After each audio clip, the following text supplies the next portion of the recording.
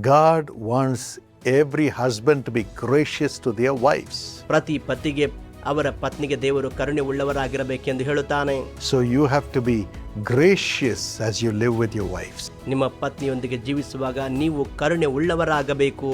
Yes, treat them with respect. ಅವರೊಂದಿಗೆ ಮಾನದಿಂದ ನಡೆದುಕೊಳ್ಳಿರಿ.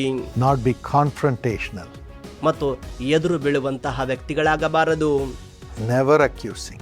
ಆರೋಪಿಸುವಂತ ವ್ಯಕ್ತಿಯಲ್ಲ, but humble yourself. ನಮ್ಮನ್ನು ನಾವೇ ತಗ್ಗಿಸಿಕೊಳ್ಳೋಣ. Love your wives. ನಿಮ್ಮ ಪತ್ನಿಯನ್ನು ಪ್ರೀತಿಸಿರಿ. And honor your husbands. ನಿಮ್ಮ ಪತಿಗೆ ಮಾನ ಸಲ್ಲಿಸಿರಿ. So that it will not hinder your prayer lives. ನಿಮ್ಮ ಪ್ರಾರ್ಥನಾ ಜೀವಿತಕ್ಕೆ ಅದು ಅಡ್ಡಿಯಾಗುವುದಿಲ್ಲ. You can be connected to God. ನೀವು ದೇವರೊಂದಿಗೆ ಸಂಬಂಧ ಹೊಂದುವಿರಿ.